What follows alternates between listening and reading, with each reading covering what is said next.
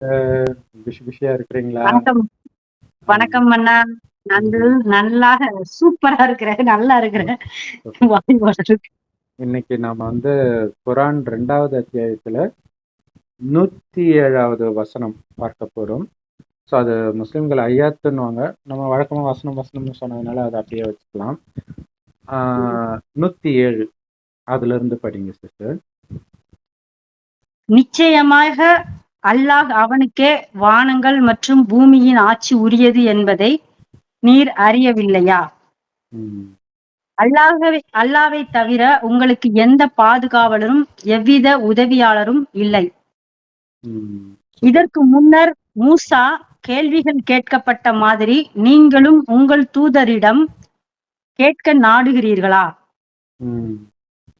எவர் தன்னுடைய ஈமானை நிராகரிப்பை கொண்டு மாற்றிக் கொள்கிறாரோ அவர் நேரான வழியை திட்டமாக தவற விட்டு விட்டார். ஓகே, போதும் சிஸ்டர். ஸோ இதுல 107ல பார்த்தீங்கன்னா அது எல்லாருமே சொல்றது இல்லையா, கடவுளுக்கு தான் எல்லாம் சொந்தம், எல்லாத்தையும் அவர் தான் படைத்தார் அப்படின்னு சொல்லுவாங்க. வானங்கள் மற்றும் பூமியின் ஆட்சி அவனுக்கே உரியது அப்படின்னு சொல்லியிருக்கிறாங்க. இதுல ஒரு விஷயம் புரிஞ்சுக்கணும், எல்லாத்தையும் அவர் ஆட்சி பண்றாரா அப்படின்னா அவர் ஆட்சி பண்ணுது. இப்ப சொர்க்கம் மெயினா கடவுள் சொர்க்கத்தை கொடுக்கிறார், இந்த பூமியை சொர்க்கமா படைச்சு நமக்கு தான் கொடுக்கிறாரு தவிர அவர் ஆட்சி செய்ய வரல. இப்போ குரான் பைபிள்ல பாத்தீங்கன்னா ஆதாம் ஏவாளத சொர்க்கத்துல விட்டுட்டு அவர் போயிடுவார், அவர் அங்க உட்கார்ந்துகிட்டு ஆட்சி செய்யல. ஸோ அதே மாதிரி இது பைபிள்ல ஒரு இடத்துல இருக்கும், விண்ணுக்கும் மண்ணுக்கும் உன்னை அதிபதியாக வைத்தேன் அப்படின்னு. அப்படின்னா மனிதனை சொல்வார். ஸோ நம்மைத்தான் அவர் அதிபதி ஆக்குறாரு. ஆனா அவருக்கு உரியது இல்ல, அவருடையதான் நமக்கு கொடுக்கிறார், ஆனா அவர் ஆள்வது கிடையாது. அதை புரிஞ்சுக்கணும் நம்ம. அதனால்தான் அவரை அன்பே கடவுள், அன்பே சிவம் அப்படிலாம் சொல்றோம். அல்லாவை தவிர உங்களுக்கு எந்த பாதுகாவலரும் எவ்வித உதவியாளரும் இல்லை. இது ரொம்ப ரொம்ப ரொம்ப ரொம்ப முக்கியமான லை. ஸோ நம்ம ஏற்கனவே ஸ்டார்டிங்ல இருந்தே சொல்லியிருப்போம், அல்லான்னு யாரை முஸ்லிம்கள் சொல்றாங்களோ அவரைத்தான் பரமபிதான் கிறிஸ்தவர்களும் சிவன் இந்துக்களும் சொல்றாங்க. கடவுள் ஒருத்தர் தான், அவர் இங்க இருந்து கடைசின்னு ஒரு வருடம் தான் அவரே அவருடைய வழியை கொடுக்கிறார். இதுவரைக்கும் வந்த மதங்களுக்கும் கடவுளுக்கும் சம்பந்தம் கிடையாது. ஏன்னா அது மதத்தை உருவாக்கக்கூடிய ஞானத்தை தான் மதஸ்தாபகர்கள் கொடுத்தாங்க. கடவுள் சொர்க்கம் உருவாகிறதுக்கு முன்னாடி வராரு. ஏன்னா சொர்க்கத்துக்கு போறதுக்கான ஞானத்தை கொடுக்க சொர்க்கத்துக்கு முன்னாடி தான் வரணும். ஸோ அவர் இப்ப இந்த ஞானத்தை கொடுக்கிறாரு. இப்ப கடவுள் என்ன சொல்றார் அப்படின்னா, நம்ம ஏற்கனவே சொன்ன மாதிரி இந்த சொர்க்கமாக இருக்கும்போது எந்த துக்கமும் கிடையாது, ஏன்னா எந்த பாவமும் செய்யல. நரகத்தில் வரும்போது தான் உடம்புன்னு நினைச்சிட்டு காமம் கோபம் பற்று பேராசை அகங்காரத்துல பாவம் செய்யறோம். இப்ப இதுக்கெல்லாம் காரணம் உடம்புன்னு நினைச்சதான் ஆத்மான்ற உணர்வுல இருங்க. சொர்க்கத்துல அப்படிதான் இருந்தோம். உயிர் புருவமத்தில் நட்சத்திரம் ஜொலிக்கிறதுனால தான் அங்க பொட்டு வைக்கிற பழக்கம் இருக்கு. ஸோ அந்த ஆத்மான்ற உணர்விலிருந்து அல்லாவை நினைச்சுக்கிட்டே இருக்கணும், அவ்வளவுதான் வேலையே. அவரு நட்சத்திரம் மாதிரி இருக்கார், செம்பொன் நிறமான ஒளி உலகத்துல நட்சத்திரம் மாதிரி இருக்கார். ஸோ அவர் எப்படி இருப்பார்னே தெரியாம எப்படி நினைப்போம் இல்லையா? நம்ம கோவிந்தா கோவிந்தான்னு சொல்லலாம், நமச்சிவாய் சொல்லலாம், எல்லாம் சொல்லலாம். அவர் எப்படி இருப்பார்னே தெரியாது. அவருடைய பேரை நீங்க கரெக்டாவே சொன்னா கூட எப்படி இருக்காருன்னு தெரியும் போது எப்படி அன்பு வரும்? அவர் என்னவா இருக்கிறாருன்னு தெரியாத போது எப்படி அன்பு வரும்? அவருடைய தொழில் என்னன்னு தெரியணும்ல. ஸோ எல்லாத்தையும் அவர் தான் இப்ப சொல்லிக் கொடுக்கிறார். இப்ப கடவுள் என்ன சொல்றாருன்னா, அவரை தவிர உங்களுக்கு பாதுகாப்பு கிடையாதுன்ற. இந்த கடைசி நேரத்துல நம்ம செய்த பாவம், பல ஜென்மங்களாக செய்த பாவம் நம்மை துரத்திட்டு வரும், தப்பிக்கவே முடியாது இல்லையா? ஒரு ஆழ்துளை கிணறுல சுர்ஜித்னு ஒரு குழந்தை ஒரு கொரோனாவுக்கு முன்னாடி விழுந்தான், தமிழ்நாடே பதறிச்சு. தமிழ்நாடு கவர்மெண்ட் எவ்வளவு முடியுமோ லட்சக்கணக்கில் செலவு பண்ணிச்சு, ஆனா காப்பாற்ற முடிஞ்சதா இல்லையா? அப்ப நம்மளுடைய புண்ணிய பாவ கணக்கு இருந்தா அதுல இருந்து யாரும் காப்பாற்ற முடியாது. அப்ப இறைவன் இறைவனால மட்டும் காப்பாற்ற முடியும். அதுவும் எப்படின்னா, காப்பாத்துறதுன்னா டைரக்டா காப்பாத்துறது கிடையாது, உங்களுடைய பாவத்தை அழிக்கிறதுக்கான வழியை சொல்லி கொடுக்கிறார். ஏன்னா அப்படி காப்பாத்தினா எல்லாரையும் காப்பாத்துற மாதிரி ஆயிடும், அப்புறம் எல்லாரும் சொர்க்கத்துக்கு அழைச்சிட்டு போற மாதிரி ஆயிடும். எல்லாரும் சொர்க்கத்துக்கு போனா உடனே அவங்க நரகம் ஆக்கிடுவாங்க. அப்ப சொர்க்கத்தில் இப்படி எல்லாம் இருப்பாங்க, காமம் கோபம் பற்று பேராசை அகங்காரம் இருக்காது, ஆத்மான்ற உணர்வுல இருப்பாங்க. அதே மாதிரி நீங்க ஆகணும், ஆனா ஆக முடியாத அளவுக்கு பலகீனம் ஆயிட்டீங்க. அப்ப ஆத்மாவுக்கு அந்த பலம் வரணும்னா பரமாத்மாவை எவ்வளவு முடியுமோ அவ்வளவு அப்பான்னு அன்பா நினைவு செய்யுங்கன்ற. அப்பான்னு மட்டும் இல்ல, எல்லா உறவும், அப்பா அம்மா கணவன் மனைவி குழந்தை சகலமும் அவரே. ஏன்? அவர்கிட்ட எல்லா உறவையும் வைக்கிறதன் மூலமாக இங்க இருக்கிற எல்லா உறவுல இருந்தும் உங்களுடைய புத்தி விலகும். அப்படி விலகுனாதான் உலக அழியும் போது நம்ம இறைவன் கிட்ட போக முடியும். இங்க இருக்கிறவங்கள நினைச்சீங்கன்னா இங்கே மாட்டிக்குவீங்க. சோ அதனாலதான் நம்ம சொல்றோம் அல்லாஹ் அப்பான்ட்டு. ஏன்னா அவரு தான் ஆஸ்தி கொடுக்கிறார் சொர்க்கத்தை. உடனே ஒரு சகோதரர் கமெண்ட் போட்டிருந்தார், ஏன் எஜமானா இருக்கக்கூடாதா? எஜமானன் கூட கொடுக்கலாம்ல. எஜமானன் கூலி தான் கொடுப்பார். சொர்க்கத்தை சொத்தைய எழுதி வைப்பாரு, சொத்த பையனுக்கு தான் எழுதி வைப்பாரு எஜமான், வேலைக்காரனுக்காக எழுதி வைப்பாரு. ஸோ அதை இவங்க வந்து அதை பிடிச்சிக்கிட்டா அதே அப்படியே பிடிச்சிக்கணும்னு நினைக்கிறாங்க. அப்படி கிடையாது இல்லையா? நாங்க சொல்றது அல்லாஹ் நேரடியாக இப்ப வந்து கொடுக்குற ஞானம், அதை புரிஞ்சுக்கணும். ஆனா இதை கோடியில சிலருக்கு தான் புரியும். அப்படி புரிஞ்சுக்கிட்டவங்க சத்தியமாக தேவதையா இருந்தவர்கள் தான், அதுல எந்த டவுட்டுமே கிடையாது. ஸோ அப்ப இறைவன் சொல்றாரு, இப்ப வந்து நீங்க நினைக்கலாம் நம்ம ஒரு மதமாக இருக்கிறோம், இனமாக இருக்கிறோம், ஒரு மொழியினால ஒற்றுமையா இருக்கிறோம். இந்த மாதிரி ஒற்றுமையினாலதான் சண்டையே நடக்கும். இப்ப கொல்கத்தால வந்து ஒரு சகோதரி கற்பழிச்சு கொலை பண்ணாங்க, எல்லாம் கும்பலா போய் போராட்டம் பண்ணாங்க. அது ஒரு டைம்ல வன்முறையா வெடிச்சு, அதுல ஒரு சிலர் மாட்டிக்குவாங்க. ஆனால் இந்த மாதிரி கும்பலை சேர்ந்து நீங்க தப்பு பண்ணலாம், ஆனா தண்டனை தனியா தான் அனுபவிச்சு ஆகணும். யாருமே உங்களை காப்பாற்ற முடியாது. அப்ப அந்த பாவம் செய்யறதுல இருந்து தப்பிக்கிறதுக்கான வழியை கடவுள் சொல்றாரு பார்த்தீங்களா, அதுதான் உங்களுக்கு பாதுகாப்பு. கடவுள் நேரடியா வந்து இல்ல இது இது இது என் பேரை சொல்லிச்சு, என்னை கும்பிட்டுச்சு, இதை நான் காப்பாத்திடுவேன் அப்படின்ட்டு கற்பழிக்கிறவனை போய் காப்பாத்தாது. ஒரு சிவனடியாரோ ஒரு அல்லாவையே தொழுகை பண்ணிக்கிட்டு இருக்கிறவனையும் கடவுள் காப்பாத்திடுவாரா கற்பழிச்சா? இல்லையா? இப்ப ஒரு சீரியல் நடிகர் வந்து அந்த மாதிரி நிறைய பெண்களோட விளையாடிட்டு இருந்தார். முஸ்லீம் கரெக்டா தொழுகை பண்ணுவாராம், அல்லான்னு இருப்பாராம். ஆனா கடைசியில ரொம்ப மாட்டினார் பெண்கள் விஷயத்துல. அப்ப இதெல்லாம் அவர் காப்பாற்ற மாட்டார் இல்லையா? அவருடைய வழிதான் உங்களுக்கு பாதுகாவல். அவர் வழி சொல்றதுதான் அவருடைய வேலை. ஏன்னா அவரு பாதுகாக்குன்னா எல்லாரும் தான் அவருடைய குழந்தை. அப்படி கிடையாது, வழி சொல்றார். அதை வந்து நிச்சய புத்தியோட நம்ம ஃபாலோ பண்ணணும். ஏன்னா இங்க அனைத்தையும் இழக்கிறதுக்கு தயாரா இருக்கணும். புலன் இன்பத்தை இழக்கணும், காமத்தை இழக்கணும், கோபத்தை இழக்கணும், என்னதுன்ற உணர்வு இழக்கணும் மெயினா. இல்ல என் வீடு, என் சொத்து, என் குழந்தை, இதனாலதான் நம்ம வந்து உணர்ச்சி வசப்பட்டு கொலையெல்லாம் பண்ணுவோம், ஏதோ அதை நம்ம கிட்ட இருந்து அபகரிக்கப்படும் போது. சோ இதை விடுவதில் தான் உங்களுக்கு வந்து பாதுகாப்பு இருக்கு. இதை தான் இயேசு சொல்றாரு, தோல்ல போட்டிருக்கிற ட்ரெஸ்ஸை உன் சகோதரன் கேட்டனா இடுப்புல இருக்கிறதையும் கட்டி கொடுத்துட்டு போ. ஒரு கணத்துல அஞ்சா இன்னொரு கணத்தையும் காட்டு. ஏன்னா அதோட முடிஞ்சிடுது. நீங்க கோர்ட்டு கேஸ்ன்னு போனீங்கன்னா கடைசி வரைக்கும் போனாலும் உன் சொத்து புள்ள வித்தாலும் அது தீராது அப்படின்னு சொல்ற. அது பெரிய கொலையில எல்லாம் முடியுது இல்லையா? சோ இதுதான் கடவுளுடைய வழி. கடவுளுடைய வழி அனைத்தையும் இழப்பதற்கு. ஆனா இப்ப அனைத்தையும் இழக்க வைக்கிறதே அனைத்தையும் கொடுப்பதற்காக. அதைத்தான் வந்து நீங்க உங்களை கொலை செய்யணும், மரணத்திற்கு தயாராக இருக்கணும் அப்படின்னா என்ன? உயிரோட இருந்துகிட்டே இறந்த நிலை. சாகிறதுன்னு அர்த்தம் கிடையாது. உயிரோட இருந்துகிட்டே எண்ணிது எதுவும் கிடையாது. இப்ப இறந்துட்டா அது இறந்ததுக்கு பிறகு அது அவங்க மனைவி கிடையாது, அதனாலதான் தாலி எடுத்துடுறாங்க. அது அவங்க குழந்தை கிடையாது, அது அவன் சொத்து கிடையாது. அடுத்த ஜென்மத்துல அவன் பிறந்த ஞாபகமே வந்தா கூட கொடுத்துருவாங்களா? கொடுக்க மாட்டாங்க. சோ அந்த உடம்புல இருக்கிற வரைக்கும் தான். அதுக்குதான் இறைவன் சொல்றார், நீ வெறும் ஆத்மான்னு புரிஞ்சுட்டு பரமாத்மாவாகிய என்னை மட்டும் நினைவு செய். அவரை தான் அல்லாஹ் பரமபிதா சிவன் எல்லாம் சொல்றோம். சோ அந்த அந்த அவருடைய நினைவில் இருந்து எதுவுமே என்னதில்லைன்னு நினைச்சிட்டா நமக்கு அநியாயம் நடந்தாலும் நம்ம கண்டுக்க மாட்டோம். அதுதான் பாதுகாப்பு. ஏன்னா நம்ம கிட்ட இருந்து ஒருத்தன் அபகரிக்கிறவன் வந்திருக்கிறான்னாலே அதுக்கேற்ற மாதிரி ஏதோ ஒண்ணு பண்ணிட்டு தான் நம்ம வந்திருக்கிறோம் இல்லையா? ராஜாவா இருந்துட்டு என்னென்னமோ பண்ணிருப்போம், அதுக்கான தண்டனை வரும். அமைதியா ஏத்துக்கோங்க, என் நினைவுல இருந்து ஏத்துக்கோங்க. இயேசு கூட சொல்லுவார், எனக்காக யார் அவமானத்தை தாங்கிக்கிறாங்களோ அவங்க பாக்கியசாலிகள் அப்படின்னு சொல்லுவார். இதுதான் கடவுளுடைய வழியை தவிர எதிர்த்து சண்டை போடுன்றது கம்யூனிசத்துடைய வழி, அது கடவுளுடைய வழி கிடையாது. சோ அதுதான் சொல்றாரு, உங்களுக்கு வந்து பாதுகாப்பு மனிதர் கிடையாது, நான் தான் பாதுகாப்பு, நான் கொடுக்கிற வழிதான் பாதுகாப்பு. உதவியும் அவர்கிட்ட இருந்து தான் கிடைக்கும், வேற யார்கிட்ட இருந்தும் கிடைக்காது இல்லையா? இப்ப ஒரு சிலருக்கெல்லாம் பயங்கரமான நோய் எல்லாம் வருது, யாராலையும் ஒண்ணுமே பண்ண முடியாது. அம்பானி வந்து பெரிய அம்பானி, பெரிய கோடீஸ்வரர், அப்பயே அவர் பெரிய பணக்காரர் தான். கோமா ஸ்டேஜ்ல இருந்தார், பசங்க அடிச்சுக்கிறாங்க சொத்துக்கு, என்ன பண்ண முடியும் அவரால்? ஜஸ்ட் அவர் சேர்த்து வச்சது அவருக்கு அந்த பாவத்தை தான் சேர்த்து வச்சிருக்கிறேன், ஜஸ்ட் பார்த்துட்டு தான் இருக்க முடியும். அதுதான் சரி. அடுத்தது வந்து பாத்தீங்கன்னா 108ல இதே மாதிரி மூசா நபி, அதாவது மோசஸ்னு கிறிஸ்தவ மதத்துல சொல்லுவாங்க.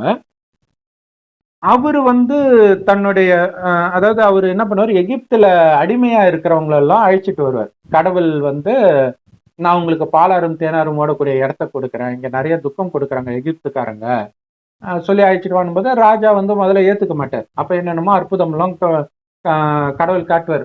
ஒரு கம்பை வந்து பாம்பா மாத்துவாரு, அந்த ஊர் ஃபுல்லா ரத்த வாடை அடிக்க வைப்பாரு, நிறைய பேர் இறக்க வைப்பாங்க. ஸோ இதெல்லாம் வரும்போதும் ராஜா உடனே பயந்துட்டு சரி அழிச்சிட்டு போன்னு சொல்லுவார். கொஞ்ச நேரத்துல அவருடைய மனம் இறுகிடும். அதெல்லாம் நாங்க நம்ப முடியாதுன்னு உடனே மறுபடியும் ஒரு அற்புதம். அப்ப கொஞ்ச நேரத்துக்கு சரியாகும். அப்ப இது எப்படின்னா ஜுரம் வர மாதிரி, ஜுரம் வரும்போது கடவுளே கடவுளேன்னுவான் நாஸ்திகன். சரியானவொடனே போடா கடவுளா ஏதாவதுன்னுவான். இப்ப இருக்கக்கூடிய நிலை தான் அது. எல்லாமே நடந்த விஷயம் கிடையாது, இப்ப நடந்துட்டு இருக்கிறது தான். பைபிள், குரான், ராமாயணம், மகாபாரதம் எல்லாமே எல்லாம் நடந்ததுன்னு நினைச்சிட்டு இருக்கிறாங்க. சோ அப்ப மோசஸ் கிட்ட வந்து நிறைய கேள்வி கேட்டுக்கிட்டே இருப்பாங்க. நான் எப்படி நம்புறது? ஏன் கடவுள் உன்கிட்ட மட்டும்தான் வந்து பேசுவாரா? இப்ப நம்ம சொல்றோம்ல கடவுள் வந்து பேசுறாருன்னா அதானே கேட்டுட்டு இருக்கிறாங்க. கடவுள் எப்படி வருவாரு? எங்களுடைய மத புஸ்தகத்துல இல்ல இப்படின்னு. இது எல்லாமே மோசஸ் கிட்ட கேட்டது இங்க நம்ம கிட்ட கேட்கிற கேள்விதான். ஏன்னா இங்கதான் கடவுள் பேசுறாருன்னு சொல்றோம், மற்ற யாரும் கடவுள் பேசலன்னு சொல்ல. மதஸ்தாபகர் அவர் உடம்புல பரிசுத்த ஆவி பேசிச்சுன்னாங்களே தவிர கடவுள் பேசணும்னு சொல்ற. இங்க கடவுள் வந்து பேசிட்டு இருக்கிறாரு. அப்ப அந்த மதத்தின் படி பாத்தீங்கன்னா மோசஸ் கிட்ட எப்படி கேள்வி கேட்டுட்டு இருக்கிறாங்களோ அந்த மாதிரி உங்க தூதர்கிட்டையும் நீங்க கேட்பீங்களா? இங்க தூதர் அப்படிங்கிறது, தூதர்னா ஒரு போஸ்ட்மேன், செய்தியை எடுத்துட்டு வர்றவர். ஸோ கடவுள் ஞானத்தை கொடுக்கிறார், அதை நம்ம தான் எடுத்துட்டு போறோம். நம்ம கிட்ட அந்த மாதிரி விதண்டாவாதம் நிறைய கேட்பாங்க. ஸோ அதை தான் நீங்க சொல்லப்பட்டிருக்குது. இதனால என்ன ஆகுது அப்படின்னா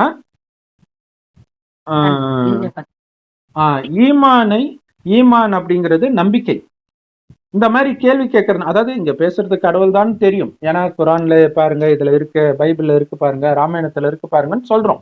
ஒரே விஷயம் அங்கேயும் இருக்கு இங்கேயும் இருக்குது இல்லையா? இப்ராஹிம் வந்து குழந்தையை கொலை பண்ண, அதாவது பலி கொடுக்க சொல்லி கடவுள் கேட்கிறாரு. முஸ்லிம் மதத்திலையும் கிறிஸ்தவ மதத்திலையும். இந்து மதத்துல சிவன் பிள்ளைக்கரியை சாப்பிட்டாருன்னு அதே கதை வரும். எல்லா விஷயமும் அப்படியே ரிப்பீட் ஆகும்.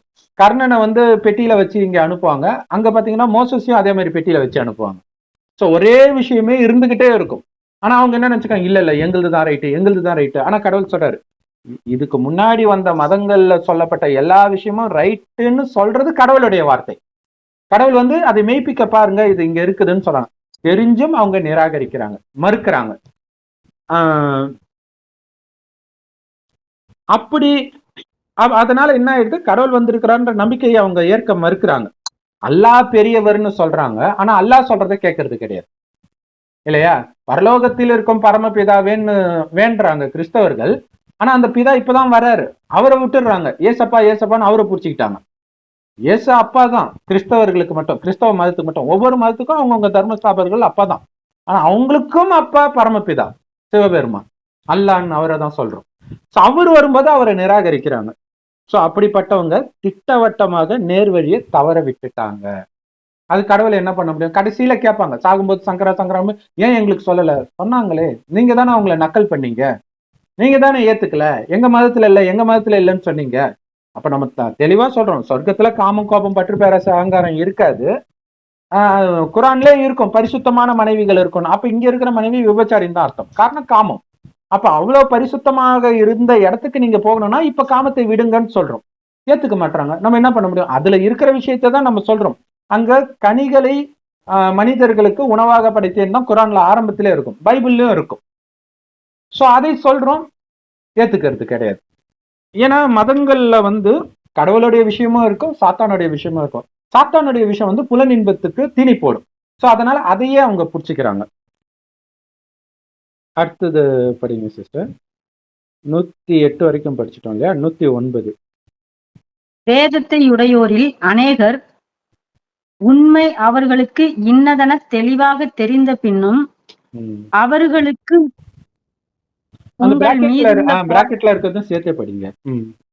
உங்கள் மீதுள்ள பொறாமையின் காரணமாக நீங்கள் ஈமான் கொண்ட பிறகும் உங்களை நிராகரிப்போராக திருப்பிவிட வேண்டும் என்று ஆசை வைக்கிறார்கள். ஆகவே அல்லாஹ் தனது கட்டளையை கொண்டு வரும் வரை அவர்களை நீங்கள் மன்னித்து விடுங்கள், பொருட்படுத்தாது விட்டும் விடுங்கள். நிச்சயமாக அல்லாஹ் ஒவ்வொரு பொருளின் மீதும் மிக்க ஆற்றல் உடையவன். சூப்பர். இப்ப வேதத்தை உடையோர் அப்படிங்கிறது வந்து பக்தி மார்க்கம். இதுதான் இங்க முக்கியமான விஷயம். சொர்க்கத்துல வந்து யாரும் சாமி எல்லாம் கும்பிட மாட்டாங்க, நாஸ்திகர்கள் கிடையாது. இந்துக்கள் யாரெல்லாம் தெய்வமா நினைக்கிறாங்களோ அவங்கதான் அங்க இருப்பாங்களே. இதே பாரத பூமி தான் சொர்க்கமாக இருக்குது. அங்க அவ்வளவு ஆனந்தமாக இருக்கிறதுனால கடவுளை பற்றி நினைக்கல. குழந்தை நல்ல சந்தோஷமா விளையாடும் போது அப்பா அம்மா பத்தியே கவலைப்படாது. கொஞ்சம் துக்கம் வந்துச்சுன்னா அப்பா அம்மாவை தேடும் எங்கன்ட்டு. அதே மாதிரி நம்ம தேடுறோம். அப்பதான் டக்குன்ட்டு மதங்கள் எல்லாம் தோன்ற செய்யுது. அப்ப அந்த மதத்தில் தான் வேதங்களை உருவாக்குறாங்க. அப்ப வேதத்தை உடையவர்கள்ல இந்த ஞானத்தை சொல்லும் போது குறிப்பாக மத தலைவர்களுக்கு தெரியும், மற்றவர்களுக்கு தெரியாது. அவங்க ஆட்டு மந்த மாதிரி அவங்க சொல்றதை அப்படியே ஃபாலோ பண்ணிட்டு இருப்பாங்க இல்லையா? இப்ப அல்லேலூயா அல்லேலூயா அற்புதம் பண்ணுகிறார் அப்படின்னு அவன் சொல்றது அவன் பிசினஸ்க்காக பண்றான். ஆனா அவனுக்கு தெரியும் பைபிள்ல என்ன போட்டிருக்குன்னா அது சொன்னா வேலை போகாதுன்னு தெரியும். அதை எல்லாத்தையும் இழக்க சொல்லியிருக்கிறானே, அவனா சர்ச்சுக்கு போவானா? அற்புதம் நடந்தது, இயேசு இதை பண்ணார் அதை பண்ணாருன்னு தான் போவான். எல்லா மதத்துக்கும் இது பொருந்தும். அப்ப அவங்களுக்கு இது நம்ம சொல்றது உண்மைன்னு தெரியும், ஆனா சொல்ல மாட்டாங்க, ஏத்துக்க மாட்டாங்க. நீங்க ஏத்துக்கிறது அவங்க விரும்ப மாட்டாங்க. ஏன்னா அவங்க கல்லா கட்ட முடியாது, அவங்க கிட்ட இருந்து வந்துடுவாங்க. சோ அதனால அதான் சொல்றாங்க, அநேகர் உண்மை அவர்களுக்கு இதுதான் தெளிவா தெரிந்தால் கூட உங்க மேல உள்ள பொறாமையின் காரணமாக இப்ப நமக்கே கேட்டாங்க, ஏய் குரானுக்கு முஸ்லிம்ஸ் விளக்கம் சொல்லிட்டோம், நீ எதுக்கு சொல்லிட்டு இருக்கிற கேட்குறாங்க. ஆக்சுவலா நம்ம ஜென்ரல் வீடியோ போடும்போது ஒரு சில விஷயங்கள் சொல்லும்போது நிறைய முஸ்லிம் சகோதரர்கள் பிரதர் நீங்க குரானை படிங்கன்னு அவங்களே தான் சஜஸ்டே பண்ணாங்க. பைபிளை படிங்கன்னு அவங்களே தான் சஜஸ்ட் பண்ணாங்க. ஆன்மீகம் அப்படின்னா ஆன்மீகம் அப்படிங்கும் போது அதுல கடவுளே எல்லாருக்கும் பொதுவானவர் தானே, என்ன கிறிஸ்டின் என்ன. கரெக்ட். அப்ப ஏன் அது சொல்றாங்கன்னா ஒரு பொறாமையின் காரணமாக. இது வரைக்கும் நம்ம கேள்விப்படாத விஷயம், அதே நேரத்துல மறுக்க முடியாம ஒருத்தன் சொல்றான் அப்படின்னும் போது இது அல்லாஹ்வுடைய விஷயம்னு தெரிந்தாலும் அவங்க ஏற்க மறுக்கிறாங்க, பொறாமையின் காரணமாக. வேற ஒண்ணும் கிடையாது, வேற எந்த காரணமும் கிடையாது. அது எல்லாருக்குமே நடக்கும். அது ஸ்கூல்ல ஆரம்பிக்கிற அதே விஷயம்தான், அதே பொறாமை. அதன் காரணமாக உங்களுக்கு கடவுள் சொல்றதுல நம்பிக்கை வந்தாலும் கூட உங்களையும் நம்பிக்கை இழக்க வைக்கிறதுக்காக அவங்க ஆசை வைக்கிறாங்க இல்லையா? சாத்தான் ரொம்ப பவர்ஃபுல் இல்லையா? ஏதாவது ஒண்ணு சொல்லி, பாரு கரிமீன் சாப்பிடக்கூடாதுன்னு எங்க சொல்லி இருக்குது, காமத்தை விடக்கூடாதுன்னு எங்க சொல்லி இருக்குதுன்னு அவங்கவுங்க மதத்தை காட்டுவாங்க. பாரு இந்த இடத்துல காமம் இருக்குன்னு. ஆனா குரான்ல விபச்சாரத்திற்கு தான் மிகப்பெரிய தண்டனையே இருக்கும். சாலமானுக்கு 1000 மனைவி இருக்கும், 1000 மனைவினாலதான் அவனுக்கு சாபம் வருது. ஆனா அவங்க என்ன நினைச்சுக்கிட்டாங்க, 1000 மனைவி வெவ்வேறு ஜாதியை சார்ந்தவள், வெவ்வேறு ஜாதிக்கும் ஒவ்வொரு கோயிலை கட்டினதுனால கடவுளுக்கு கோபம் வந்து அப்படிதான் எழுதப்பட்டிருக்கும். ஏன்னா அது மனிதர்களுடைய வழி அது. சோ ஆனா அதுல உள்ள உண்மை என்னன்னா, அவன் காமத்துல விழுந்து அனைத்தையும் இழக்கிறான்னு அர்த்தம். அளவற்ற செல்வம் அனைத்தையும் அவன் இழக்கிறான், அவனுடைய பசங்க எல்லாருமே அப்படியே இழந்துட்டு வராங்க. சோ இந்த மெசேஜ் அங்க ஹைலைட்டா தெரியாது. நம்ம சொல்லும் பொழுதுதான் ஆமா இருக்குது இல்ல, ஏன் இதை சொல்லல, ஏன்னா லாஜிக்கலா தெரியல. இன்னொரு மதத்து சாமியை கும்பிட்டதுனால கடவுள் கோச்சிக்கிற அளவுக்கு அவர் எப்படி சைக்கோவா அவரு இல்லையா? இப்ப மனிதர்களே ஒன்னா இருக்கணும்னு தானே நினைக்கிறாங்க, அப்ப எப்படி கடவுள் அதை சொல்லியிருப்பார் அப்படிங்கிறது அவங்களுக்கு தெரியும். இருந்தாலும் அவங்க உங்களை நேர்வழிக்கு போக விட மாட்டாங்க, எந்த மதத்தை சார்ந்தவர்களும் உங்களை போக விட மாட்டாங்க.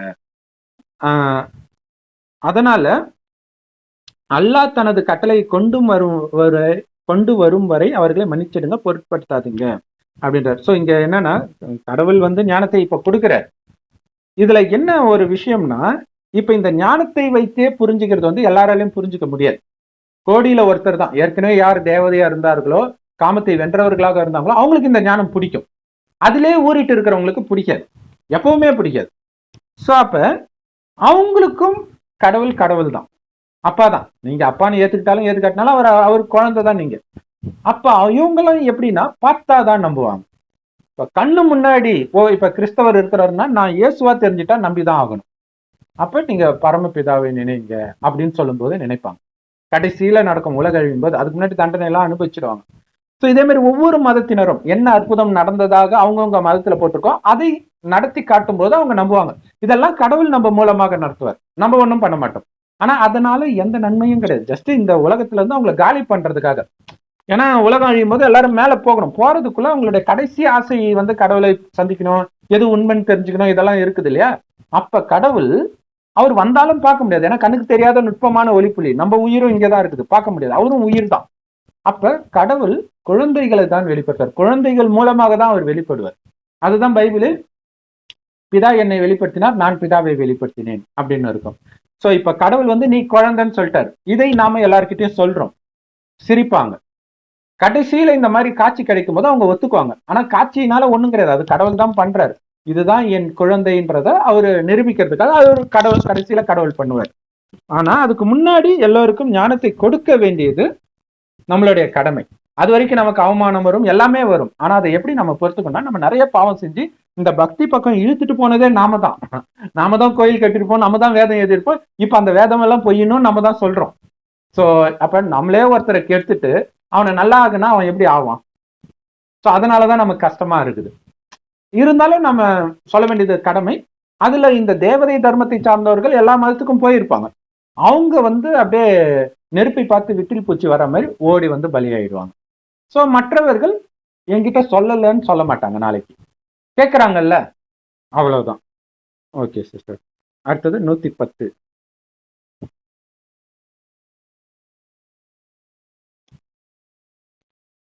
நீங்கள் தொழுகையும் நிறைவேற்றுங்கள், ஜகாத்தையும் கொடுங்கள். உங்களுக்காக நீங்கள் எந்த நன்மையை முற்படுத்தி வைக்கின்றீர்களோ அதனை அல்லாவிடத்தில் பெற்றுக்கொள்வீர்கள். நிச்சயமாக அல்லாஹ் நீங்கள் செய்பவரை பார்க்கின்றவன். செய்பவற்றை பார்க்கிறவன். சரி, ஓகே. செய்பவற்றை பார்க்கிறவன். சோ இந்த தொழுகைன்றது அது பக்தி மார்க்கத்தின் விஷயம். ஒவ்வொருத்தர் ஒவ்வொரு விதமாக முஸ்லிம்கள் அந்த உடம்பை பெண்ட் பண்ணி தொழுகை பண்ணுவாங்க, கிறிஸ்தவர்கள் முட்டி போட்டு பண்ணுவாங்க, இந்துக்கள் அப்படியே ஒட்டுமொத்தமா சாஞ்சி பண்ணுவாங்க. இது எல்லாமே பக்தி மார்க்கம். சோ இதுக்கும் கடவுளுக்கும் சம்மந்தம் கிடையாது. நம்ம கடவுளை நினைக்கிறோமா இல்லையான்னு கூட மற்றவர்களுக்கு தெரியாது இல்லையா. நான் ஆத்மா, என்னுடைய அப்பா செம்பன் நிறமான ஒளி உலகத்தில் நட்சத்திரமா இருக்கு. அதே மாதிரி மற்றவர்களை பார்க்கும்போதும் ஆத்மான்னு பார்க்கணும், உடலையே பார்க்கக்கூடாது. ஸோ இந்த பயிற்சி உள்ளுக்குள்ள ஓடிக்கிட்டே இருக்கணும். ஸோ இங்க தொழுகைக்கு பதிலாக ஞானத்தின் ரீதியாக பார்க்கும்பொழுது இறைவனுடைய நினைவு இருக்கணும். அடுத்தது ஜகாத்தை கொடுங்கள்ன்றது அவங்க ஏழைகளுக்கு உணவு, காசு இதெல்லாம் கொடுப்பாங்க, தர்மம் பண்ணுவாங்க. இத்தனை பெர்சன்டேஜ் கொடுக்கணும்ட்டு இருக்குது. இங்க நம்ம காசு கொடுக்குற விஷயம் கிடையாது. ஏன்னா கலியுகத்தின் இறுதியில தான் இறைவன் இந்த ஞானத்தை கொடுக்குறாரு. அப்ப எல்லாருமே பிச்சைக்கார நிலைமையில தான் இருக்கிறோம். சென்னையில நிறைய பேர் பேட்டி கேட்கறாங்க, எங்களாலே இருக்க முடியல, எவ்வளவு சம்பாதிச்சாலும் பத்த மாட்டேங்குது. வாடகையே ஒரு சாதாரணமா இருக்கிற வீடே 15,000 ஆகுது, கொஞ்சம் வசதி வேணும்னா 30,000 ஆகுது. எப்படிதான் middle class, lower middle class எல்லாம் வாழறாங்கன்னு எங்களுக்கே ஆச்சரியமா இருக்குதுன்றாங்க. சோ அப்ப நம்ம எங்க மத்தவங்களுக்கு கொடுக்கறது? அப்ப கொடுக்க வேண்டியது ஞானம். மற்றதை கொடுக்கறதுக்கு நிறைய பேர் இருக்கிறாங்க இல்லையா. வள்ளலார் இயக்கத்துடைய வேலையே சாப்பாடு போடுறதுதான். சோ இதை பண்றதுக்கு நிறைய பேர் இருக்காங்க. ஆனா இந்த ஞானம் நம்ம கிட்ட மட்டும்தான் இருக்குது. இதை நீங்க கொடுங்க, இதை தானமாக கொடுங்க அப்படின்னு கடவுள் சொல்றாரு. சோ இதன் மூலமாக என்ன ஆகுது? நிறைய பேரை நரகத்துல இருந்து நம்ம காப்பாத்துறோம். இது எவ்வளவு பெரிய விஷயம் இல்லையா. துக்கம் நிரம்பி இந்த நரகத்துல இருந்து சொர்க்கத்துக்கு அழிச்சிட்டு போறோம், அனைத்து நிரம்பிய. சோ இது நமக்கு நாமே செய்யற நன்மை. அதற்கான பலன் அங்க சொர்க்கத்தில் உங்களுக்கு பல கோடி மடங்கு கிடைக்கும். அதே மாதிரி இதுக்காக நம்ம ஒரு பொருளே செலவு பண்றோம் அப்படின்னா, இங்க 1 ரூபாய் கொடுத்தீங்கன்னா அங்க 1 கோடி ரூபாய்க்கான செல்வம் அங்க சேரும். அதே மாதிரி இங்க காசு கொடுக்கணும்னு அவசியம் கிடையாது. உடல், பொருள், மனம் எல்லாத்திலும் இந்த இறைவனுடைய நினைவுல இருந்து அமைதியை பரவ செய்யறது. ஏன்னா கடைசி நேரத்துல எல்லாம் அமைதி மட்டும்தான் தேவைப்படும். காசு கொடுக்கறதுக்கு ஆள் இருப்பாங்க. இப்போ கேரளால நிலச்சரிவு வந்துச்சு, ஓகே, அரசாங்கம் சாப்பாடு போட்டுச்சு, இடம் கொடுத்துச்சு, எல்லாம் கொடுத்துச்சு. ஆனா இழந்தவர்கள் அந்த வலி, அதை நீங்க தான் பண்ண முடியும். ஏன்னா ஏற்கனவே இது எதுவுமே இல்லைன்னு போது உங்களால அமைதியா இருக்க முடியும். இப்ப புத்தியினால நீங்க அங்க போய் அப்படியே அமைதியின் அதிர்வலைகளை பரவ செய்ய முடியும்ன்ற. சோ இதெல்லாம் பண்றதெல்லாம் புண்ணிய கணக்காக மாறும். இது கடவுளுக்கு மட்டுமே தெரியும். நீங்க பண்றீங்களா இல்லையான்றது மற்றவங்களுக்கு தெரியாது. சோ அதற்கான பலனை கடவுள் அங்க பல கோடி மடங்காக நமக்கு கொடுப்பார். Okay sister. 111. யூதராகவோ அல்லது கிறிஸ்தவராகவோ ஆகியவை தவிர வேறொருவரும் சொர்க்கம் பிரவேசிக்கவே மாட்டார்கள் என அவர்கள் கூறுகிறார்கள். இது அவர்களுடைய வீண் எண்ணமே ஆகும். ஆகவே உங்கள் கூற்றில் நீங்கள் உண்மையாளர்களாக இருந்தால் உங்களுடைய ஆதாரத்தை கொண்டு வாருங்கள் என நபியே நீர் கூறுவீராக. நம்ம ஏற்கனவே சொன்ன மாதிரி இப்ப நமக்கு கடவுள் சொல்றது இங்க வெளிப்படுது, ஒரு மதத்திலையும் வெளிப்படுது. இது ஒவ்வொரு மதத்தினரும் நம்புற விஷயம்தான் இல்லையா. அவங்க மதத்தின் விஷயத்தை ஃபாலோ பண்ணா தான் சொர்க்கம் அப்படின்னு நினைப்பாங்க. ஸோ அந்த மாதிரி இதுக்கு முன்னாடி தோன்றிய வெளிநாட்டு மதங்களில் ஃபர்ஸ்ட் யூத மதம், அடுத்தது கிறிஸ்தவ மதம், அடுத்தது முஸ்லிம் மதம் வருது. அப்ப இதுல என்னன்னா 3 பேருமே ஒரே புக்கு தான் ஃபாலோ பண்ணுவாங்க. இப்ப இவங்க சொல்ற கதை எல்லாமே யூதர் புஸ்தகத்துல இருந்தே இருக்குது, மூசா நபி கதையில இருந்து எல்லா கதையுமே. அப்ப நாங்க சொல்ற, அதாவது யூத மதத்தை ஃபாலோ பண்றவங்க தான் சொர்க்கத்துக்கு வருவாங்கன்னு சொல்றாங்க இவங்க. கிறிஸ்தவ மதத்தை சார்ந்தவர்கள் தான் ஃபாலோ பண்ண, அவங்க தான் வருவாங்கன்ட்டு இவங்க சொல்றாங்க. முஸ்லிம்களுமே அதே தான் சொல்றாங்க, எங்கள்கிட்ட ஃபாலோ பண்றவங்க தான் வருவாங்க, அல்லாஹ் அங்கீகரித்த மதம் இஸ்லாம் மட்டுமே, இப்படி எல்லாம் சொல்லிட்டு இருக்கிறாங்க. இது எல்லா மதத்துக்கும் பொருந்தும். ஆனால் இது அவங்களுடைய வீண் எண்ணம் அப்படின்னு சொல்றாங்க. ஏன் வீண் எண்ணம் அப்படின்னா, உண்மை என்னன்னா எந்த மதத்தை சார்ந்தவர்களும் சொர்க்கத்துக்கு வரமாட்டாங்கன்றதுதான் உண்மை. ஏன்னா மதம் உடலுக்கானது, ஆத்மாக்கானது கிடையாது. இப்ப நான் முஸ்லீம் குடும்பத்துல பிறந்தா நான் முஸ்லீம், அந்த உடம்புல இருக்கிற வரைக்கும். அப்படியே அந்த உடம்பை விட்டுட்டு அடுத்து கிறிஸ்தவ குடும்பத்துல போய் பிறந்தேன்னா நான் கிறிஸ்டின். அது உடம்புக்கான தர்மம். அதுதான் கீதையில இருக்கும், தேகத்தின் அனைத்து தர்மத்தையும் தியாகம் செய்து என் ஒருவனிடம் சரணடை. அப்ப தேகத்தின் சம்பந்தம், தேகம் இருக்குதுன்றதே மறந்துடுங்க. அப்ப மீதி என்ன இருக்கும்? ஆத்மா மட்டும்தான் இருக்கும். அந்த ஆத்மாவுக்கு ஒரே உறவு இறைவன் மட்டுமே. சோ அப்படி அவரை நினைத்தால் மட்டுமே பாவம் அழியும். பாவத்தை அழித்து கூடவே இறைவன் கொடுக்கிற ஞானம் முரளின்ட்டு எல்லா பிரம்மகுமாரிகள் ராஜயோக தியான நிலையத்திலும் முற்றிலும் இலவசமா கிடைக்குது. ஆனா நடத்துறது கடவுள், அப்பா, காசே வாங்க மாட்டார். சோ அந்த ஞானத்தை கேட்டு அந்த காமம், கோபம், பற்று, பேராசை, அகங்காரத்தை தினம் தினம் கேட்க கேட்கதான் நமக்கு வைராக்கியம் வரும். கூடவே இறைவனை நினைக்க நினைக்க அந்த பலம் வரும். அதாவது ஸ்தூலமாக நீங்க காமம், கோபம் எல்லாம் விட்டா கூட உள்ளுக்குள்ள இருக்கும் எண்ணத்தின் அளவுல. சோ அதுவும் போய் போகணும் அப்படின்னா என்னதுன்ற எந்த உணர்வும் இல்லாம, இந்த உடல்ல இருக்கிறன்ற உணர்வே இல்லாமல், இந்த உலகத்தை சார்ந்தவனே நான் இல்ல, என்னுடைய உண்மையான வீடு பரந்தாமம், அடுத்தபடியாக சொர்க்கம், நான் இங்க சும்மா கொஞ்ச நேரத்துக்கு இங்க இருக்கிறேன், முயற்சி செஞ்சு அங்க போறதுக்காக, ஏன்னா ஆத்மால அழுக்கு பதிஞ்சிருச்சு அப்படின்ற உணர்வுல இருக்கணும் அப்படின்னு கடவுள் சொல்றாரு. இப்படி இருக்கிறவங்க மட்டும்தான் சொர்க்கத்துக்கு வர முடியும். அதனாலதான் இதுலயே பாத்தீங்கன்னா சொற்பமானவர்களே சொர்க்கத்துக்கு வருவாங்கன்னு குரான்லயே போட்டிருக்கும். முஸ்லிம்களோ கிறிஸ்தவர்களோ சொற்பமானவர்களாக இருக்கிறாங்க, நிறைய இருக்கிறாங்க இல்லையா? அப்ப இந்த ஞானத்தை ஃபாலோ பண்றவங்க தான் சொற்பமானவர்கள், ரொம்ப கம்மியானவர்கள் தான் ஃபாலோ பண்ண முடியும். இதுல இன்னும் இயேசு ஒண்ணு சொல்லியிருப்பாரு, எல்லா மதத்திலயும் நல்லவங்களும் இருக்கிறாங்க, கெட்டவங்களும் இருக்கிறாங்க. நல்லவங்களா இருந்தாலும் சொர்க்கத்துக்கு வர முடியாது, நல்லவங்களா இருந்தாலும் சொர்க்கத்துக்கு வர முடியாது. ஏன் வர முடியாதுன்னா சொர்க்கத்தின் குணம்னு இருக்குல்ல. இப்ப கன்னிகாஸ்திரி இருக்கிறாங்க, தூய்மையா தான் இருக்கிறாங்க. துறவிகள், சன்னியாசிகள் இருக்கிறாங்க, தூய்மையா தான் இருக்கிறாங்க. ஆனா அவங்க சொர்க்கத்துக்கு வர முடியாது. ஏன் வர முடியாது அப்படின்னா, கடவுள் சொல்றாரு என் வழிப்படி தூய்மையானாதான் சொர்க்கத்துக்கு வர முடியும். அது என்ன என் வழிப்படி அப்படின்னா, இப்ப கன்னிகாஸ்திரி, துறவிகள், இது துறவற மார்க்கம். அவங்க தூய்மையா இல்ல, தூய்மையாக இருப்பதற்கு நிர்பந்திக்கப்படுறாங்க, வலுக்கட்டாயமா தூய்மையா இருக்கிறாங்க இல்லையா? திருமணம் பண்ணிட்டு அவங்க தூய்மையா இருந்தாங்கன்னா தூய்மையின் சக்தி இருக்குதுன்னு அர்த்தம். அந்த சக்தி வர்றதுக்கு தான் கணவன் மனைவிக்காக கொடுக்கிற ஞானம் இது, இல்லற மார்க்கம் இது. இந்து தெய்வங்கள் எல்லாம் ஜோடி ஜோடியா தானே காட்டுறாங்க இல்லையா? அப்ப ஏன் அவங்கள வழிபடுறாங்க ஜோடியாகவே அப்படின்னா, ஒன்னா கணவன் மனைவி இருந்தும் தூய்மையாக இருந்தாங்க கடவுளுக்கு ஈக்குவலா. கடவுள்னாலே தூய்மை தான், பரிசுத்தம் தான். ஒரு சகோதரர் சொல்றார், கடவுளை எப்படி அப்பான்னு ஏத்துக்க முடியும்? அப்ப அப்பான்னா அம்மா இருப்பாங்க, அப்ப மனிதனை மாதிரி கடவுளும் ஒரு பெண்ணோட காமத்தில் ஈடுபடுற அசிங்க விஷயத்தை செய்யறத நாங்க ஏத்துக்க மாட்டோம். அப்ப காமம் அசிங்கம் தெரியுது இல்ல, அப்ப காமத்தை விடணும்னு தெரியணும் இல்ல, அது மட்டும் ஏன் தெரிய மாட்டேங்குது இல்லையா? அப்ப அவங்க கேட்கறது கரெக்ட் தான். ஆனா இங்க ஆத்மாவுடைய அப்பா, உடம்புடைய அப்பா கிடையாது. அவங்க சொல்றது கரெக்ட் தான், உடம்புடைய அப்பா கிடையாது, ஆத்மாவுக்கு அப்பா இருக்கார். உடம்புடைய அப்பா ஒவ்வொரு ஜென்மத்திலும் மாறிட்டு இருப்பார், அவர் அழியக்கூடியவர், அவர் தவறான பாதையில தான் நடத்த முடியும். ஆத்மாவின் அப்பா தான் சரியான பாதையில நடத்த முடியும். அப்படி ஆத்மாவின் அப்பா தான் நமக்கு டீச்சராகி இந்த ஞானத்தை கொடுக்கிறார், குருவாகி வழி நடத்திட்டு போயிட்டே இருக்கிறார். கடைசி வரைக்கும் நம்ம கூடவே இருந்து அழைச்சிட்டு போறார் இல்லையா? வேற யாரும் கூடவே இருந்தாலும் அழைச்சிட்டு போக மாட்டாங்க. அதனாலதான் அவர் சத்குருன்னு சொல்றோம். இன்னைக்கு மனிதர்கள் அவங்களே சத்குருன்னு சொல்லிக்கிறாங்க. சோ அப்ப அவருடைய வழிப்படி நடக்கிறவங்களாக இருக்கிறவங்க மட்டும்தான் சொர்க்கத்துக்கு போக முடியுமே தவிர மற்றவர்கள் போக முடியாது. இயேசு சொல்லியிருப்பாரு, அந்த துணி தைக்கிற ஊசியில அந்த காது சொல்லுவாங்களே, நூலுக்கு இருப்போம் இல்லையா, அதுக்குள்ள ஒட்டகத்தை கூட நுழைக்க முடியும், ஆனா பணக்காரனால சொர்க்கத்துக்குள்ள நுழையவே முடியாதுன்ற. இப்ப எல்லா மதத்திலயும் பணக்காரங்க தானே இருக்கிறாங்க இல்லையா? அந்தந்த மதத்து நாடுகளே பணக்கார நாடா தானே இருக்குது. அப்ப யாருமே சொர்க்கத்துக்கு வரமாட்டாங்கன்னு தெரியுது இல்ல. சோ அப்ப அதான் கடவுள் சொல்றாரு, ஏழை பங்காளன். இங்க பிச்சைக்காரனா இருக்கிறவன் தான் அங்க ராஜாவா இருப்பான், இங்க பணக்காரனா இருக்கிறவன் ஒருவேளை இந்த ஞானத்தை எடுத்தால் அங்க வேலைக்காரனா வருவான். ஏன் ஞானத்தை எடுத்தாலும் வேலைக்காரனா வரான்னா, அவனால எல்லாத்துல இருந்தும் பற்று விட முடியாது. என்னதுன்ற அந்த உணர்வு இருந்துகிட்டே இருக்கும். அந்த பிசினஸ், உறவுகள், இந்த மாதிரி ஏழைக்கு இழக்கிறதுக்கு எதுவுமே கிடையாது, எதுவுமே கிடையாது. அதனால தானாவே இறைவன் நினைவுல இருப்பாங்க, அதனால அவங்க உயர்ந்த பதவி அடைவாங்க அப்படின்னு சொல்லுவார். மற்றபடி உண்மையாக இருந்தா உங்களுடைய ஆதாரத்தை கொண்டுட்டு வாங்கன்றாங்க அப்படின்னு நீங்க அவங்க கிட்ட சொல்லுங்கன்ட்டு. சோ சொர்க்கத்துக்கான ஆதாரத்தை எப்படி கொண்டுட்டு வர முடியும்? சொர்க்கத்தை எடுத்து அந்த கையில காட்ட முடியும்? சோ அப்ப அவங்க புரிஞ்சுக்கணும், அவ்வளவுதான். அததான் இயேசு சொல்றாரு, நான் கண்ணால பார்த்தாதான் நம்புவேன்னா, கண்ணால பார்த்தா எல்லாரும் தானே நம்புவாங்க. விவேகத்தை புத்தியை வச்சு நீங்க இதை புரிஞ்சுக்கணும்ன்றது. ஆனா கண்ணால பார்த்தாதான் நம்புறது கடைசியில நடக்கும், காட்சி காட்டுவார்.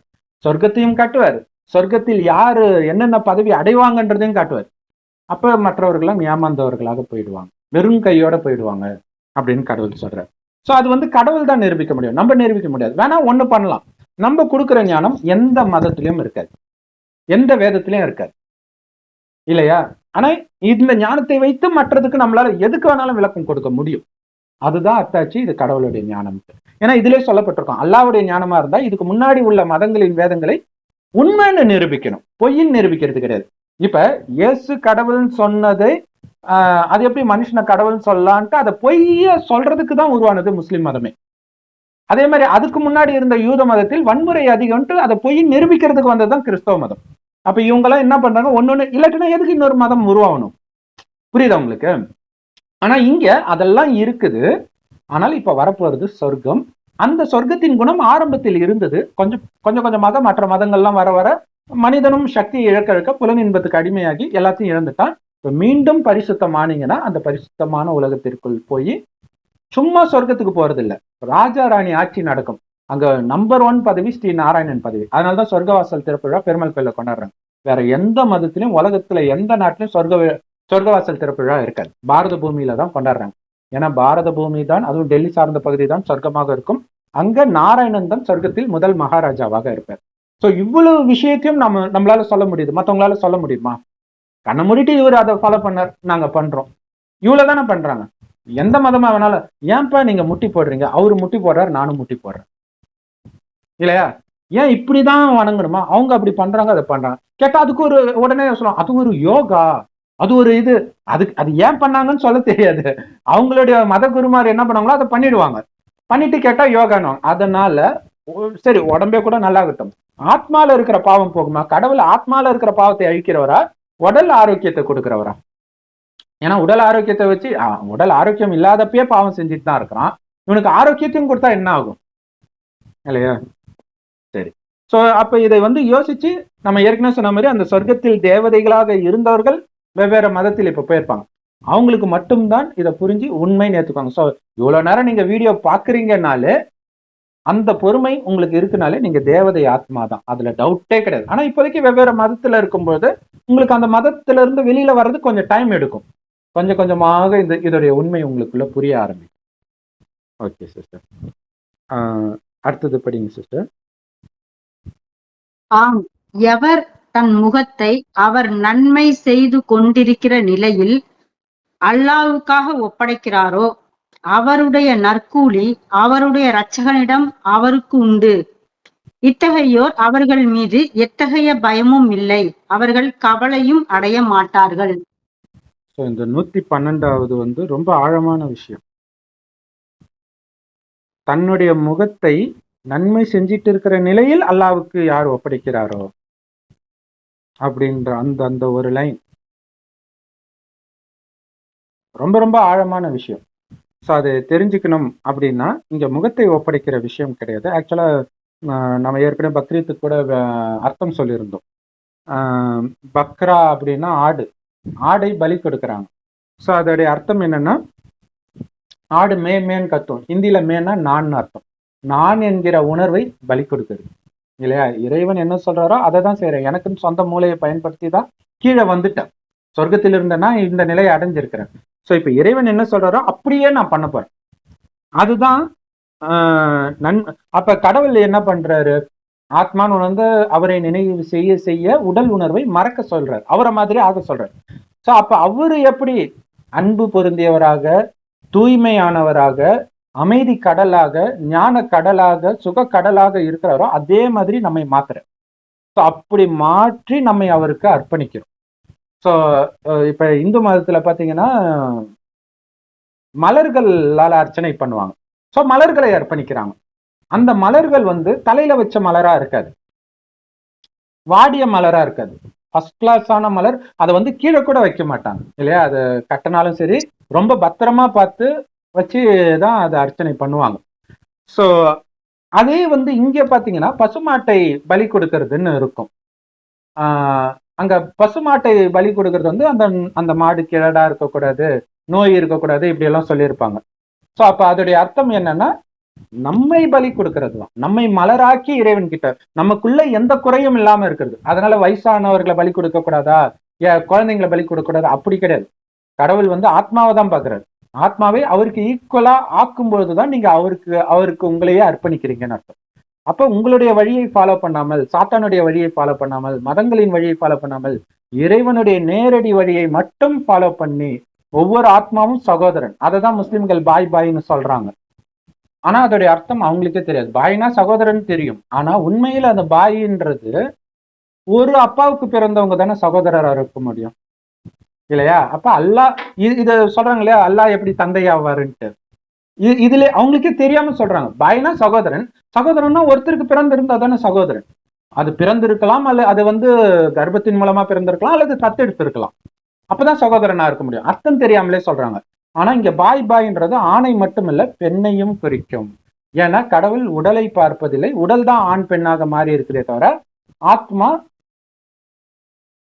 ஆணும் கிடையாது, பெண்ணும் கிடையாது. அது ஆண் உடல்ல இருக்கும்போது ஆணு, பெண் உடல்ல இருக்கும்போது பெண்ணு. ஆனாலும் கடவுள் ஆணுன்றார். ஏன் ஆணுன்றாருன்னா, அந்த காலத்துல எல்லாம் வந்து ஆணுக்கு தான் சொத்து போகும், அப்பாவுடைய சொத்து. அந்த மாதிரி அல்லாஹ்வுடைய சொத்தாகிய அந்த சொர்க்கம் அடைவதற்கான உரிமை எல்லா ஆத்மாவுக்கும் உண்டு. ஆணாக இருந்தாலும், பெண்ணாக இருந்தாலும், எந்த ஜாதியா இருந்தாலும், எந்த மதமா இருந்தாலும் எல்லாருக்கும் உண்டு. ஆனால் முயற்சி செஞ்சுதான் அடையணும், தானா கொடுக்க மாட்டார். அதுதான் இந்து மதத்துல பாத்தீங்கன்னா சூப்பரான கதை ஒண்ணு இருக்கும். மாம்பழத்துக்காக அடிச்சுக்குவாங்க இல்லையா பிள்ளையார் முருகன். அப்ப நிறைய பேருக்கு தோணும், ஏன் சமமா வெட்டி கொடுத்துருக்கலாம்ல, ஏன் இப்படி பண்றாரு அநியாயம்ட்டு. ஏன்னா அது சொர்க்கம். சொர்க்கத்துல ராஜ பதவி அடையிறதுக்கு தகுதி இருந்தாதான் ராஜாவாக்க முடியும். வேலைக்காரனை போய் ராஜாவாக்குனா வேலைக்காரனா யாரு இருப்பான்? இங்கே அலட்சியமா இருந்து காமத்தை விடாதவன். இந்த காமம்னா என்னன்னே தெரியாத ஒருத்தனை தான் அங்க ராஜாவாக்க முடியும். அப்படி இருந்தாதான் அவ்வளவு அழகாக இருக்கிறவங்களை பார்க்கும்போதும் அவன் சலனப்படாம இருக்க முடியும். அந்த பணத்தின் மீது கொஞ்சம் கூட பற்று இல்லாதவனை தான் அவ்வளவு செல்வத்திற்கு அதிபதியாக ஆக்க முடியும். இல்லாட்டினா என்ன ஆகும்? அதையும் நரகமாக்கிடுவான். சோ அப்படி வந்து இந்த சொத்தை அடையிறதுக்கு உரிமை எல்லாருக்கும் இருக்குது. ஆனாலும் அதை நீங்க முயற்சி செஞ்சுதான் அடையணும். இல்லாட்டினா எல்லாரும் தான் பணக்காரங்களா இருப்பாங்களே. இன்னைய வரைக்குமே முயற்சியின் ஆதாரத்துல தானே பணக்காரங்க ஏழை இருக்குது இல்லையா? சோ அது முன்ஜென்ம புண்ணியமும் இருக்குது. சோ இப்ப பூர்வீக சொத்து இருக்கும். அந்த பூர்வீக சொத்தெல்லாம் முன்ஜென்ம புண்ணியம். ஒண்ணும் பண்ணாம கிடைக்கல, அவன் புண்ணியம் பண்ணி இருப்பான், அதனால வருது. ஆனா இருக்கிறதுல மிகப்பெரிய புண்ணியம் என்னன்னா, இப்ப இந்த ஞானத்தை எடுத்து அதன்படி நீங்க உங்களையும் தூய்மையாக்கி மற்றவர்களுக்கும் கொடுத்து தூய்மையாக்குறீங்க பாருங்க. இதனால சொர்க்கத்துல 21 பிறவி, ஆயுள் வந்து 150 வருடம். அப்ப 2500 வருஷத்துக்கு அவனுக்கு சொர்க்க வாழ்க்கையை ஒருத்தனுக்கு நம்ம கொடுக்குறோம்னா அது எவ்வளவு புண்ணியம். இவங்க வந்து ஒருவேளை சாப்பாடு போட்டா புண்ணியன்றாங்க, அது உண்மையில் புண்ணியம் கிடையாது. ஏன் புண்ணியம் கிடையாதுன்னா, ஒருத்தன் பிச்சைக்காரனா இருக்கிறான்னாலே அவனுடைய குணம் அப்படி இருக்கும், அதனாலதான் பிச்சைக்காரனா இருப்பான். அப்ப அவனுக்கு நீங்க சாப்பாடு போட்டாலும் அவன் வந்து இச்சையா தான் பார்க்க போறான் மற்றவனை. நம்ம போட்ட சாப்பாடு சாப்பிட்டுட்டு அவன் எத்தனை பேரை இச்சையா பார்த்தானோ அந்த பாவம் எல்லாம் சாப்பாடு போட்டவங்களை வந்து சாருன்ற. அப்ப எவ்வளவு பெரிய ரிஸ்க் இருக்குது பாருங்க. ஏன்னா இன்னைக்கு உலகம் அப்படித்தானே இருக்குது, எவ்வளவு மோசமாக இருக்குது. சோ அதனால ஞானத்தை கொடுங்க. இதனால இப்படி ஆச்சு அப்படின்னு சாப்பாடு போடுறது, அது போடுறதுக்கு நிறைய பேர் இருக்கிறாங்க. நம்ம அது பண்ண தேவையில்லை, நமக்கு பெரிய வேலை இருக்குது. இந்த ஞானத்தை கொடுக்கறதுக்கு தான் ஆள் இல்லை. சோ இதை கொடுங்க அப்படின்னு கடவுள் சொல்றாரு. அப்ப இந்த இந்த இதுதான் நன்மை செய்யறதுன்றது. இந்த ஞானத்தை கொடுக்கறது தான் உண்மையான நன்மை. உலகத்தையே சொர்க்கமாக்குறதை விட பெரிய நன்மை இருக்குதா? மனிதனுக்கு தெரிஞ்ச வழியில என்ன? இப்ப உக்ரைன்ல சண்டை நடக்குது, உடனே உக்ரைனை சப்போர்ட் பண்ணுங்க இல்லது எதிருங்க. இதனால இன்னும் அதிகமா தான் ஆகும். பாலஸ்தீன்ல சண்டை நடக்குது, ஒன்னு எதிர்ப்பான் அல்லது ஆதரிப்பான். இதனால இன்னும் உயிர் பலிதான் ஆகும், கெடுதல் தான் நடக்குது. இது கடவுளுடைய வழி கிடையாது. கடவுளுடைய வழி அமைதியாக இருங்கள். இறைவன் உங்களுக்கு பாதுகாவல் இறைவன் மட்டும்தான். நீங்களே சேர்ந்துட்டு போய் கடவுள் பண்ற வேலையை பாக்குறான் அப்படின்னா என்ன பண்ணுவார்? கடவுள் விட்டுருவார். ஓ நீ கடவுளா, சரி போ அப்படின்னு விட்டுருவார். அப்ப என்ன ஆகும்? இறந்துகிட்டே இருக்க வேண்டியதுதான் இல்லையா? இலங்கையில இறந்தது எல்லாமே. ஏன்னா யாரு என்ன பாவம் செஞ்சாங்கன்னு நமக்கு தெரியாது. அதற்கு நீங்க குரல் கொடுக்க போகும்போது என்ன ஆகும்னா, நம்ம செய்த பாவத்துக்கான தண்டனை அங்க காத்துக்கிட்டு இருக்கும். ஸோ அதனாலதான் கடவுள் ஒருத்தனுக்கு, இப்ப டீச்சர் வந்து ஒரு பையனை அடிக்கிறாங்க. எதுக்கு அடிக்கிறாங்க? காரணம் இல்லாம அடிப்பாங்களா? ஏதோ ஒண்ணு பண்ணியிருப்பான் இல்லையா? ஹோம்ஒர்க் எழுதியிருக்க மாட்டான், டெஸ்ட்ல கம்மியா எடுத்திருப்பான், ஏதோ ஒண்ணு இருந்திருக்கும். அந்த நேரம் நானும் போய் குரல் கொடுக்குறேன்னா எவ்வளவு பெரிய பைத்தியக்காரத்தனமோ அதே மாதிரிதான் இது. அப்ப ஜென்ரலா என்ன பண்ணுவாங்க, டீச்சர் அடிக்கும் போது இன்னொருத்தன் என்ன பண்ணுவான், ஐயோ அதுக்குள்ள எப்படியாவது ஹோம்ஒர்க் எழுதிட்டணும், ஏதாவது ஒண்ணு பண்ணி அந்த அந்த தண்டனை தப்பிக்கிறதுக்கு வழி பார்க்கறவன் தான் புத்திசாலி. அந்த புத்திசாலியாக குழந்தையாக இருக்கும்போது எல்லாரும் இருக்கிறோம், பெருசானதுக்கு அப்புறம் முட்டாளாயிடும். அவன் செய்யற பாவத்தோட சேர்ந்து நம்மளும் சேர்ந்து பாவம் செய்யறோம், மாட்டிக்கிறோம். சோ அதுதான் கடவுள் சொல்றாரு, உன்னை என்கிட்ட ஒப்படை. உனக்கு யாருமே கிடையாது, அப்பா அம்மாவே கிடையாது, கடவுள் தான் உனக்கு அப்பா அம்மா எல்லாமே. அப்புறம் எங்க இருந்து உனக்கு மதம் வந்தது, இனம் வந்தது, போராடுறது எல்லாமே இல்லையா? அப்ப அப்படி உன்னை நீ என்கிட்ட அர்ப்பணிச்சுட்டன்னா இரட்சகனிடம் இருந்து அவருக்கு நற்கூலி உண்டு. அதாவது சொர்க்கத்தில் அந்த பதவி, அந்த பதவியில வித்தியாசம் இருக்கும். நீங்க எந்த அளவுக்கு இறைவன் கிட்ட ஒப்படைச்சு அவருடைய வழிப்படியே கண்ண மூடி நடக்கிறீங்க. உதாரணத்துக்கு மகாபாரதத்துல பாத்தீங்கன்னா பாண்டவர்களுடைய மனைவி திரௌபதி, திரௌபதி வந்து சபையில துகிலுரியப்படுறா, மானப்பங்குப்படுத்தப்படுறா, எல்லாரும் டென்ஷன் ஆவாங்க. ஆனா தர்மர் இதுக்கு காரணமாக இருந்ததே வந்து துரியோதனன் தான். அந்த துரியோதனனை என் பிரியமான சகோதரனேன்னு கூப்பிடு. எப்படி முடியும்? என்னுடைய மனைவி நினைச்சிருந்தா கோபம் வரும், கொலை பண்ணியிருப்பான். அது சகோதராத்மா. அதோடைய கணக்கு நமக்கு தெரியாது. ஆனா நான் எல்லோரையும் சகோதரனா பாக்குறேன். அந்த உணர்வை எடுத்துட்டு வருது. அதே மாதிரி திரௌபதியை ஒருத்தன் கடத்திட்டு போயிடுவான், அவனை பிடிச்சி இழுத்துட்டு வருவாங்க. திரௌபதி சொல்லுவா, இவன் கிட்ட நீ அடிமையா இருந்துட்டு தர்மர் காலில் பிடிச்சி தள்ளுவான். உடனே தர்மர் சொல்றார், உன்னை நான் இப்பொழுதே விடுவிக்கிறேன் அப்படின்னு. ஏன்னா அந்த கணக்குல போய் சிக்கிக்க கூடாது, அதுதான் விஷயம். மிக அற்புதமாக போதிக்குது எல்லாமே, இதுலயும் அதுதான் போதிக்குது. எல்லா மதங்களும் ஒரே விஷயத்தை தான் போதிக்குது அப்படின்னு சொல்றதை கோடியில ஒருத்தர் தான் ஏத்துக்குவாங்க. அப்படி ஏத்துக்கிறவங்க தான் சொர்க்கத்திற்கு வருவாங்க. அவர்களுக்குத்தான் எதை பற்றிய பயமும் இருக்காது. மறுமையில நமக்கு என்ன ஆகுமோ, என்ன பதவி கிடைக்குமோ அந்த பயம் இருக்காது. இப்பவுமே அந்த பயமும் இருக்காது. ஏன்னா இறைவன் சொல்றதை நாம அப்படியே செய்யறோம். எனக்கு பற்றே இல்லைன்னா என்ன ஆகும், கோபமே இல்லைன்னா என்ன ஆகும்? நான் நிறைய பாவம் செஞ்சிருக்கலாம், கொலை பண்ணிருக்கலாம், ராஜாவா இருந்து எல்லாம் பண்ணிருப்பேன். ஆனா அது எப்படி நமக்கு வரும் இப்பனா, இப்ப உங்களுக்கு கோபத்தை தோன்ற மாதிரி விஷயம் நடக்கும். அப்ப நீங்க அமைதியா இருந்துட்டீங்கன்னு வச்சுங்களேன், அது தண்டனை கொடுக்கறதுக்கான வாய்ப்பே இல்லை. அங்க சும்மா வீணுக்கு வம்பு வளர்ப்பாங்க தெரியுமா? ரவுடிங்களே பாத்தீங்கன்னா ஒருத்தனை போட்டு தள்ளணும்னா ஃபர்ஸ்ட் வீணுக்கு வம்பு வளர்ப்பாங்க. அமைதியாவே போயிட்டா ஒண்ணுமே பண்ண முடியாது. இவன் திருப்பி ஏதாவது ஒண்ணு பண்ணும்போதுதான் இதாயிடும். ஏன்னா இவன் திருப்பி ஏதோ ஒண்ணு பண்ணும்போது கொஞ்சம் ஒரு வேகத்தை காட்டுறான்னு வச்சுக்கலாம், மற்றவங்க எல்லாம் இவனுக்கு ஹெல்ப்புக்கு வரமாட்டாங்க, போயிடுவாங்க. இவனே ரவுடி பிள்ளை இருக்குன்ட்டு போயிடுவாங்க. நீங்க அமைதியாவே இருந்தீங்கன்னா அவனுக்கே வந்து என்ன ஒண்ணுமே பண்ண மாட்டானேன்னு தோணும். சோ அதே மாதிரிதான் மாயா, சாத்தானும். நீ உங்களை வந்து உள்ளுக்குள்ள பாவம் செய்யற குணம் இருக்குது. போன ஜென்மத்துல நிறைய பேரை வெட்டினீங்கன்னா அந்த குணம் இருக்கும். ஆனா இப்ப நீங்க நல்ல குடும்பத்துல பிறந்ததுனால அமைதியா இருப்பீங்க. ஆனா திடீர்னு ஒரு துரோகம் நடக்கும்போது வரும் பாருங்க கொலைவெறி, அப்ப தெரிஞ்சுக்கலாம் நீங்க நிறைய பேரை கொலை பண்ணிட்டு தான் வந்திருக்கிறீங்கன்ட்டு. அதே மாதிரிதான் காமம் எல்லாமே. சோ அது கொஞ்சம் கூட வராம நீங்க இருக்கிற இடம் தெரியாமல் அழித்தால் கடவுளுக்கு ஈக்குவலா பரிசுத்தமாவீங்க. அப்படி யார் அல்லாஹ் கிட்ட உங்களை அர்ப்பணிக்கிறீங்களோ அவங்களுக்கு இப்பவும் எந்த பயமும் இல்லை. உலக அழிவின் பொழுதும் சாப்பாடே கிடைக்காது எல்லாருக்கும். ஆனால் உங்களுக்கு குறைஞ்சபட்சம் 4 காஞ்சு சப்பாத்தியாவது நான் கொடுக்குறேன்ட்டு கேரண்டி கொடுக்குறேன். ஆனா இறைவனுடைய வழிபடி நடந்தா இந்த 5 விகாரம், காம, கோபம், பற்று, பேராசை, அகங்காரமே வரவிடாம பார்த்துக்கிட்டா அவர் கேரண்டி. அதுதான் உடன்படிக்கைன்னு கிறிஸ்தவர்கள் சொல்லுவாங்க. கடவுள் சொல்றது செஞ்சா உனக்கு இது, செய்யலைன்னா அவர் பொறுப்பு கிடையாது. அவர் சாபம் கொடுக்கறது இல்லை, நம்ம செஞ்ச பாவம் நமக்கு தண்டனை கொடுக்கும். இன்னொன்னு அது நமக்கு வழியை அதிகமாக கொடுக்கும். ஏன்னா வழி தெரிஞ்சுது, தப்பிக்கிறதுக்கான வழி தெரிஞ்சுது. ஆனா நீங்க வரல, கதவை திறந்து விடுறாரு, ஆனா நீங்க வெளில வரலன்னா அவர் என்ன பண்ண முடியும்? ஆனா கடவுளுடைய வழிபடி நடக்கிறவங்க எதிர்காலத்தில் உலகமே அழிந்தாலும் கவலைப்பட மாட்டாங்க. அது கடவுள் இப்ப சமீபத்திய முரளி, நேற்றைய முரளியில சொல்லியிருப்பாரு. என்ன சொல்லியிருப்பாருன்னா, இப்ப நிலச்சரிவு வருது. 2001 குஜராத்ல பெரிய நிலநடுக்கமே வந்துச்சு. அந்த டிஸ்ட்ரிக்ட், அந்த ஸ்டேட்டே மோசமா போச்சு. அந்த நேரத்திலும் பிரம்மகுமாரிகள் யாருக்குமே ஒண்ணுமே ஆகல. ஆச்சரியமா இருந்தது. அது முடிந்தவுடன் முரளியில வந்து கேட்கிறாரு அவர், ஞானம் நடத்தும்போது கடவுள் சொல்றாரு, உங்களுக்கு ஏதாவது ஆச்சா? ஆகல இல்ல? பயந்தீங்களா? கொஞ்சமாவது பயம் வந்துச்சா? ஏன்னா நான் கேரண்டி கொடுத்துருக்கிறேன், என் வழிபடி நடக்கும்போது உங்களுக்கு ஒன்றும் ஆகாது. நீங்களா நினைத்தால்தான் உயிர் உங்களை விட்டு போகுமே தவிர துர்மரணம் உங்களுக்கு வராதுன்ற. ஸோ கடைசியில இதை விட இன்னும் மோசமானதெல்லாம் வரப்போகுதுன்னு. அதுக்கப்புறம் தான் கொரோனா வந்துச்சு, சுனாமி வந்துச்சு, எல்லாம் வந்துச்சு. இப்பயும் பார்த்துட்டு இருக்கிறோம், இன்னும் பார்க்க போறோம். ஆனா கடவுள் சொல்றார், அந்த நேரம் எங்க போய் ஒளியுதுன்னு கூட நீங்க யோசிக்க வேண்டாம். உங்களுடைய லைன் இறைவனோட மட்டும் இருந்து அந்த இறைவனுடைய நினைவிலே ஆனந்தமாக இருங்க. தானாகவே உங்களுடைய கால் பாதுகாப்பான இடத்தை நோக்கி நகரும். நீங்க எப்படி அங்க போனீங்கன்னே உங்களுக்கு தெரியாதுன்ற. இதுக்கு மேல என்ன கேரண்டி வேணும் இல்லையா? அதுதான் அவங்களுக்கு தான் எதை பற்றியும் கவலை இல்லை. நேரடியா இறைவன் மட்டும்தான் எனக்குன்னும் போது இறைவன் கிட்ட இருந்தே உதவி வர்றதை உங்களால அனுபவம் பண்ண முடியும்.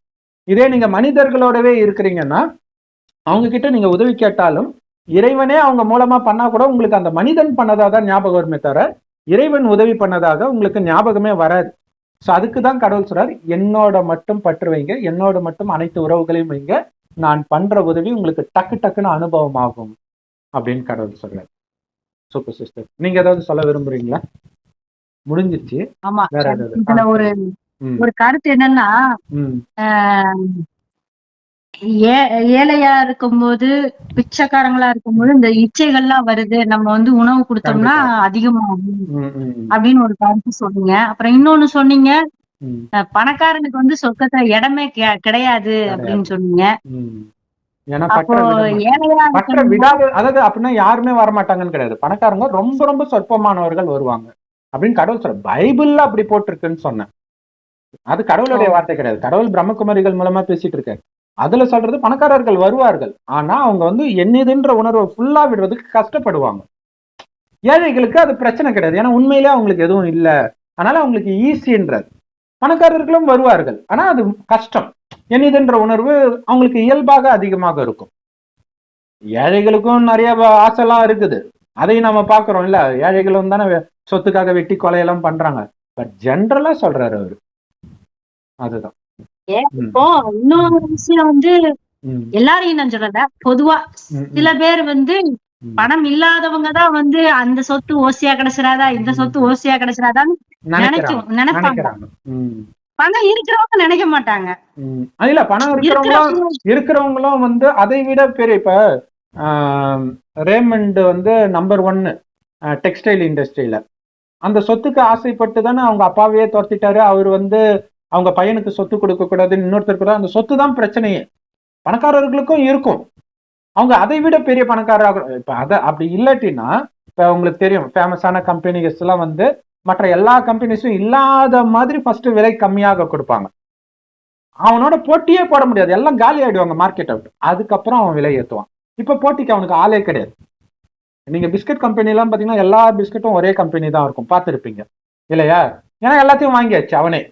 ஸோ அப்ப இது வந்து தவறான செயல் தானே இது இல்லையா? தனியா அவன் இருக்கக்கூடாதுன்னு நினைக்கிறான்ல. ஸோ இந்த மாதிரி விஷயங்கள் இது நடக்குது. ஓகே, ஏழை சொல்ற மாதிரி ரஜினிகாந்த் பொண்ணு வீட்டுல வந்து வேலை செஞ்ச வேலைக்காரி வந்து நகையை திடி பங்களாவே கட்டினான், கரெக்டு தான், இப்படி ஆயிடுச்சு, அது ஓகே. இங்க வந்து மனதில் ஏழையாக இருக்கணும்ன்ற, பணக்காரனா இருந்தாலும் மனதில் பிச்சைக்காரனா இருங்கன்ற, இது எதுவுமே கிடையாது. பாத்தீங்கன்னா சில பேர் பாத்தீங்கன்னா நிறைய நகை வச்சிருப்பாங்க, நிறைய இது வச்சிருப்பாங்க, பொருட்கள் வச்சிருப்பாங்க, ஆனா அதை அனுபவிக்காம இருப்பாங்க. அனுபவிக்காம அடுத்தவங்களுக்காக அனுபவிப்பாங்க, மத்த நேரம்லாம் அனுபவிக்க மாட்டாங்க. அந்த மாதிரி இருக்கிறவங்களையும் நிறைய பேரை பாத்துருக்கிறேன். அதனாலதான் அந்த ஏழை பணக்காரங்கிறத விட அந்த மனசால பற்று இல்லாதவங்க, பற்று இல்லாம இருக்கணும். ஏன்னா கடைசி நேரத்தை ஐயோ நாங்க நகை வச்சேனே அதான் ஞாபகம் வரும். உயிர் பிரியும் போது தெரியாம வச்சிருந்தாங்கன்னு வச்சுக்கோங்களா, ஐயோ அங்க வச்சிருக்கிறேன்னு அவங்களுக்கு பிடிச்சவங்களுக்கு கொடுக்கணும்னு தோணும். அதுவே என்ன ஆயிடும்னா மறுபடியும் இங்கேயே பிறவி எடுக்க வச்சிடும். ஏன்னா இந்த கலியுகத்துல இருந்து தப்பிக்கணும்னா கலியுகத்தின் எதன் மீது நினைவு இருக்கக்கூடாதுன்ற. சோ அந்த பக்தி கூட, ஏன்னா பக்தி செய்யறது வந்து நரகத்துலதான் வருது, மதங்கள்லாம் நரகத்துலதான் வருது. ஸோ அதனால்தான் எல்லா பக்தி எல்லாத்தையுமே விட சொல்றது. ஆனா கடவுள் பக்தி விட சொல்லல, ஏன்னா இதையும் விட்டுட்டு இறைவனுடைய வழி வந்து எல்லாரும் ஃபாலோ பண்ற மாட்டாங்க. காமம் கோபம் இல்லாம இருக்கிறது, இதையும் விட்டு அதையும் விட்டானா அனாதை ஆயிடுவான். ஸோ இந்த ஞானம் புரிய புரிய அவங்களே அதை விட்டு வந்துடுவாங்க அப்படின்னு சொல்றாரு. Okay, thank you. என்னமோ ஒரு டவுட் வந்துச்சு, மறந்துருச்சு. சரி, ஓகே, அடுத்த செஷன்ல நம்ம அதை கேட்கலாம். Okay, thank you so much sister. பார்த்த எல்லோருக்கும் நன்றி. ஓம் சாந்தி. Thank you sister.